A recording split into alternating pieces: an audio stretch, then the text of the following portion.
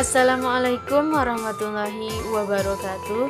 Saya Masri Wahyulianti, NIM 1930 102023, jurusan Pendidikan Bahasa Arab IAIN Batu Sangkar. Nah, kali ini Ana akan membahas tentang sistem kekerabatan di Minangkabau untuk memenuhi UTS mata kuliah Pendidikan Sosial dan Budaya Alam Minangkabau. Sistem kekerabatan di Minangkabau. Nah, kali ini saya akan membahas 3 bagian. Yang pertama yaitu sistem kekerabatan matrilineal, yang kedua sistem perkawinan di Minangkabau, yang ketiga yaitu sistem warisan di Minangkabau. Yang pertama itu sistem kekerabatan matrilineal.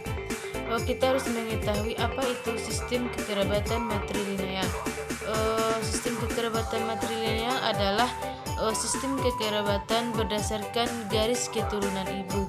Nah, di mana seorang anak itu memiliki suku yang sama dengan ibunya. Sistem kekerabatan matrilineal memiliki 3 ciri khas. Yang pertama yaitu garis keturunan itu dihitung berdasarkan garis keturunan ibu. Yang kedua, suku itu dihitung berdasarkan suku dari ibu.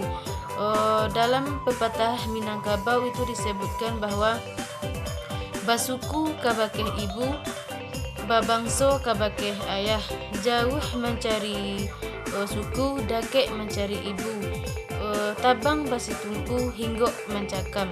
Yang ketiga yaitu pusako tinggi yaitu turun dari mamak ke manakan, pusako rendah yaitu turun dari bapak kepada anak.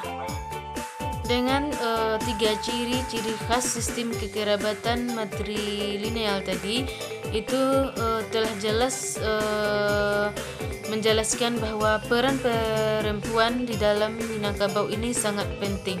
Begitu juga posisi perempuan di tengah masyarakat itu memiliki kedudukan yang sangat ditinggikan.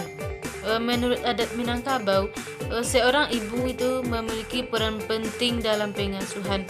Ibu berperan dalam bidang pendidikan, keamanan, kekayaan, dan kesejahteraan keluarga. Yang kedua yaitu sistem perkawinan di Minangkabau. Masyarakat Minangkabau yaitu menganut garis matrilineal dan pola menetap setelah menikah. Artinya, seorang suami itu menetap di rumah istrinya setelah menikah.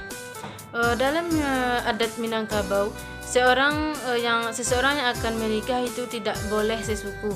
Artinya, kalau boleh menikah itu seorang suami bersuku Cianiago, sedangkan seorang istrinya itu harus bersuku Piliang atau yang lainnya. Pokoknya dalam adat Minangkabau itu tidak boleh menikah sesuku. Perkawinan menurut hukum adat adalah itu urusan kerabat, urusan keluarga, dan urusan masyarakat dan urusan pribadi satu sama lain yang sangat berbeda. Jadi hukum perkawinan di adat Minangkabau adalah tanggung jawab bersama dari masyarakat dan hukum adat Minangkabau. Pulang ke mama artinya mengawini anak mama, sedangkan pulang ke bako yaitu mengawini kemanakan ayah. Yang kedua yaitu perkawinan pantang, artinya perkawinan yang tidak dapat dilakukan. Contohnya perkawinan satali darah, sakaum, dan yang ketiga adalah sistem warisan di Minangkabau. Harta warisan adalah semua harta kekayaan, baik yang berwujud maupun yang tidak berwujud, yang ditinggalkan secara turun-temurun dari generasi sebelumnya menurut garis keturunan ibu. Harta pusaka itu ada 2, yaitu harta pusaka yang bersifat religius dan yang tidak bersifat religius.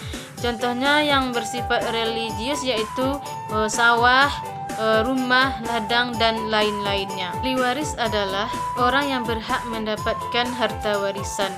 Menurut adat Minangkabau yang bersifat matrilineal, yang dikatakan ahli waris adalah mereka yang berasal dari satu ibu yang dihitung menurut garis ibu, seperti saudara laki-laki dan saudara perempuan, ibu dan saudara-saudaranya baik laki-laki maupun perempuan, nenek dan saudara-saudaranya baik laki-laki maupun perempuan. Anak-anak akan langsung menjadi ahli waris dari ibunya secara langsung, baik itu pusako tinggi maupun pusako rendah. Tetapi jika seorang laki-laki yang meninggal, secara otomatis istrinya dan anak-anaknya tidak akan mendapatkan harta pusako tinggi, karena harta pusako tinggi akan diwariskan ke kemanakannya. Harta pusaka tinggi hanya boleh dijual atau digadaikan jika terjadi beberapa permasalahan. Yang pertama, gadang alum balaki. Yang kedua, rumah gadang katirisan. Yang ketiga itu mayit tabujur di tengah rumah. Yang keempat itu membangkit batang tarandam.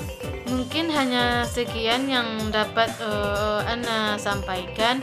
Mohon maaf jika ada salah kata. Wassalamualaikum warahmatullahi wabarakatuh.